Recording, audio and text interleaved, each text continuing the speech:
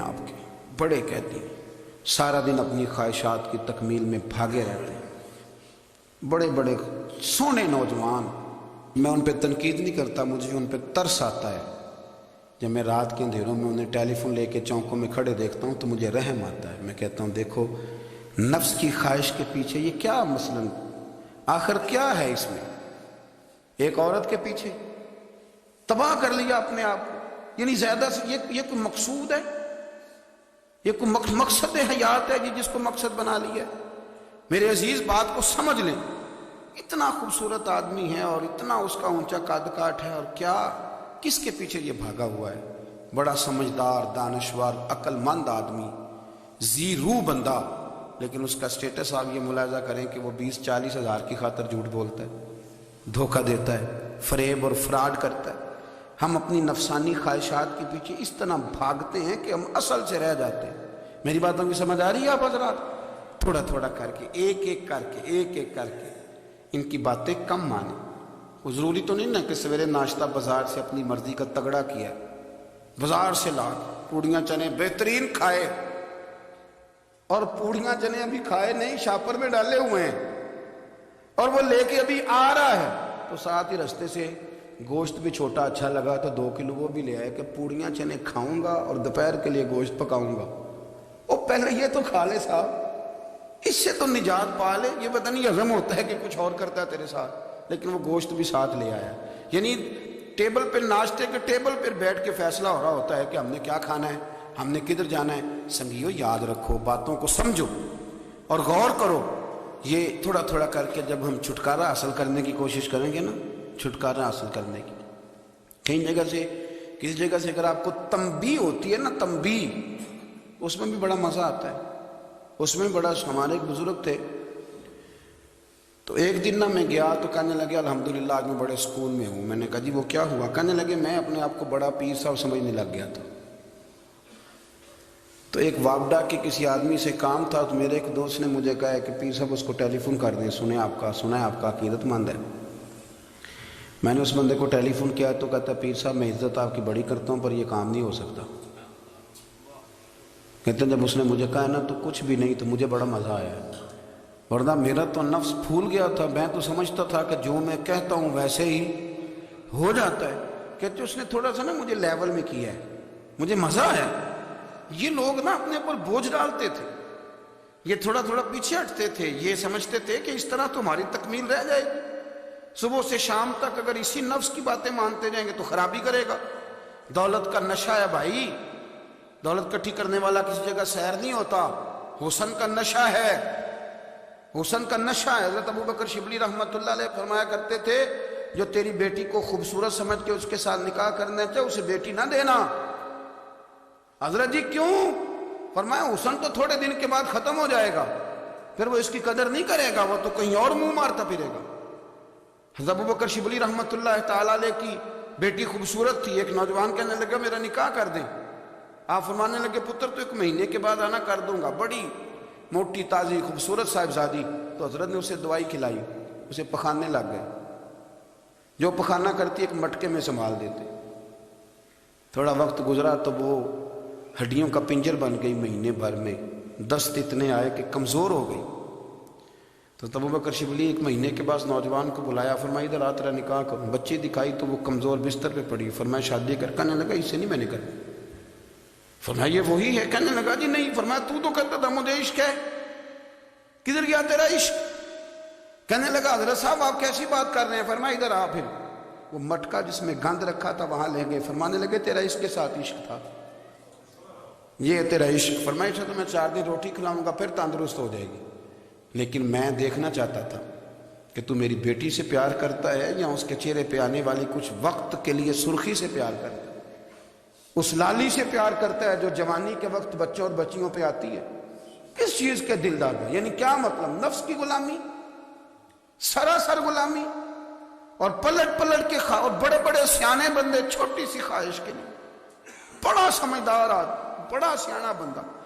میں ایک بڑے بزرگ عالم تھے، میں ایک دفعہ ملنے گا تو پائے پکا رہے تھے، خود پائے پکا رہے تھے. تو وہ بڑے پیار کی بات ہوتی ہے نا جی. تو تامت باندھی ہوئی اور بڑی جناب خستہ حالی، اور وہ پائے پکا رہے ہیں۔ تو میں نے ان سے کہا، میں نے کہا حضرت جی پائے تو کسی اور نے بھی پکا لینے تھے، آپ بخاری لے کے بیٹھتے، چلو میری طرح کا کوئی بندہ آپ سے استفادہ بھی کر لیتا۔ اب پائے آپ لائیں گے، پھر پکائیں گے، پھر آپ کھائیں گے، تو یہ تو 24 گھنٹے آپ کسی کام میں گزر جائیں گے۔ تو یہ ایک چھوٹی سی خواہش کے لیے، میں کسی چیز کو حرام نہیں کہہ رہا، قرآن پاک کی جو آیت پڑھی ہے صرف اس کی تفسیر آپ کے سامنے عرض کر رہا ہوں۔ ہماری خواہشات ماں پالتی ہے، آپ کو نہیں پتہ کتنے دکھ سہتی ہے۔ میں ان ماؤں کو جانتا ہوں جو بیٹے کے حصوں کی مار بھی اس کے ابے سے کھاتی ہیں، مار کھاتی ہیں۔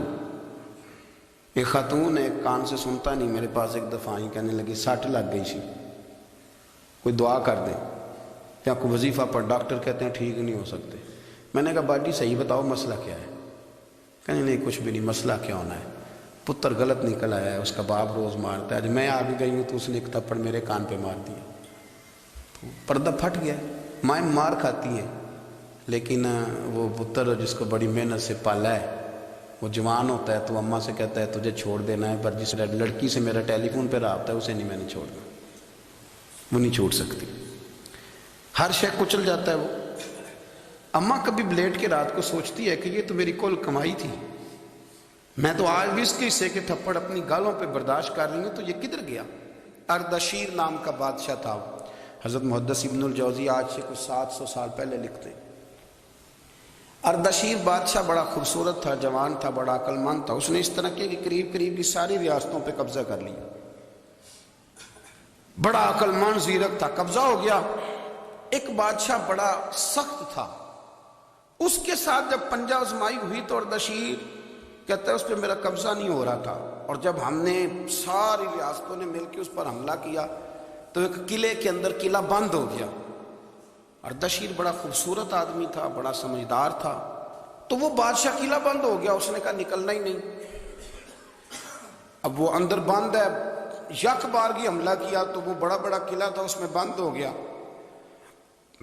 اس بادشاہ کی نا جس پر حملہ کیا، اس کی بیٹی اچانک ایک دن قلعے کی دیوار پہ چڑھی تو اردشیر کے حسن و جمال کو دیکھا تو عاشق ہو گئی، اور اپنے ہی باپ کے خلاف اسے کہنے لگی کہ اگر تو میرے ساتھ شادی کا وعدہ کرے نا تو میں تجھے رستہ بتاتی ہوں حملہ کرنے کا۔ اس نے کہا میرا وعدہ رہا، تو رستہ بتا۔ اس نے رستہ بتایا اس لڑکی نے، اور بادشاہ نے حملہ کیا تو اس کا باپ قتل کیا، اس علاقے پہ قبضہ کیا شادی کے وعدے پر۔ ہاں نفسانی خواہش بندے کو اندھا کر دیتی، نہیں سمجھ آتی اس کو میں کدھر جانا، اندھا کر دیتی۔ حملہ کیا، اور جب اس لڑکی کو لے کے آیا نا اپنے محل میں، تو پہلے دن شادی کی پہلی رات تھی، تو بستر بچھایا کنیز نے، تو وہ کبھی کروٹ ادھر بدلتی کبھی ادھر بدلتی، تو بادشاہ کہنے لگا کیا ہے؟ کہنے لگی بستر میں کچھ ہے، مجھے تکلیف دے رہی۔ اس نے چراغ جلائے، اور جب بستر اٹھایا تو ایک اتنا سا دھاگا نکلا، دھاگے سے عموماً تکلیف نہیں ہوتی، تو اس نے کہا تو اتنی نرم و نازک ہے کہ دھاگا؟ کہنے لگی میرا باپ نا میرے ساتھ اتنا پیار کرتا تھا کہ روز میرا بستر بھی خود بچھاتا تھا، اور اس نے آلہ رکھا ہوا تھا، وہ ناپتا تھا کہ کوئی پایا اونچا نیچا تو نہیں، میری بیٹی کا بیلنس سوتے وقت خراب نہ ہو جائے، اور میرے لیے گوشت اور کپڑے بھی خود پسند کر کے لاتا تھا، کھانے پینے کا خود خیال کرتا تھا۔ اردشیر کہنے لگا اچھا وہ اتنا پیار کرتا تھا، اور پھر تو نے اس کے ساتھ کیا کیا؟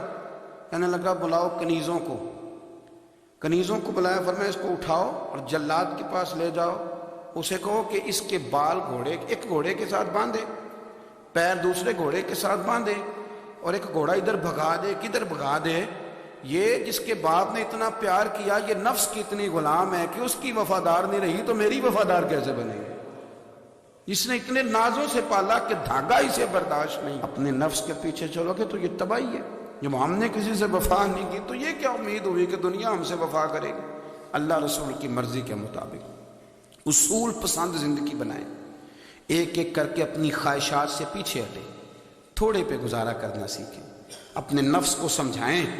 ضروری نہیں کہ روٹی ہر وقت مزے کے لیے کھائی جائے، کبھی کمر سیدھی کرنے کے لیے خشک روٹی بھی کھا کے دیکھو، کبھی سادہ کھانا اس پہ بھی اکتفا کرو، کبھی تھوڑا کھا کے اچھے طریقے سے سادے کمرے میں بھی اللہ کو یاد کر کے دیکھو، نفس کے پیچھے نہ بھاگیے گا، تباہی کرے گا۔ رب کریم سمجھنے کی توفیق رفیق عطا